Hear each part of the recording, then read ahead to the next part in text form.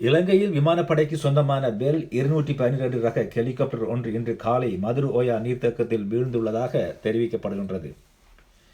ஹெலிகாப்டரை அவசர தரையிறக்கம் செய்ய முயன்ற போது இந்த விபத்து ஏற்பட்டதாக விமானப்படை தெரிவித்துள்ளது.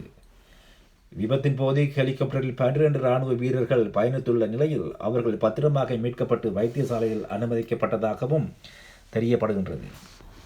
வைத்தியசாலையில் அனுமதிக்கப்பட்ட 12 பேரில் தற்போது வரையில் இராணுவம் மற்றும் விமானப்படையை சேர்ந்த 6 வீரர்கள் பலியாகியுள்ளனர். ஏனைய 6 வீரர்கள் அரலங்காவில மற்றும் புலனறுவை வைத்தியசாலைகளில் சிகிச்சை பெற்று வருகின்றனர்.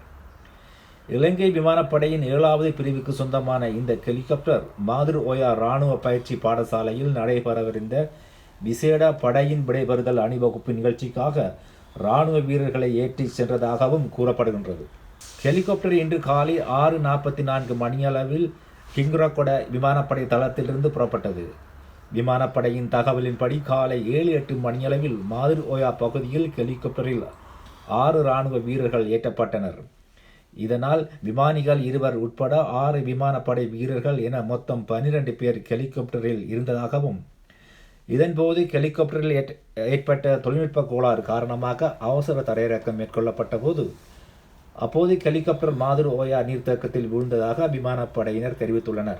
விமானப்படை மற்றும் இராணுவ வீரர்கள் உடனடியாக மீட்பு நடவடிக்கைகளை மேற்கொண்டதுடன் மீட்கப்பட்ட 12 பேரும் அரலங்காவில பிரதேச வைத்தியசாலையில் அனுமதிக்கப்பட்டனர்.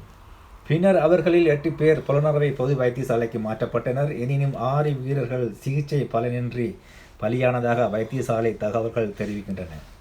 இராணுவ விசேட படையை சேர்ந்த 4 பேர் மற்றும் விமானப்படையை சேர்ந்த 2 பேரும் இவ்வாறு பலியாகியுள்ளனர். இந்த விபத்து குறித்து விசாரிக்க 9 பேர் கொண்ட குழுவை நியமிக்க விமானப்படை தளபதி ஏர் மார்ஷல் பந்து எதிரிசிங்க நடவடிக்கை எடுத்துள்ளமை குறிப்பிடத்தக்கது.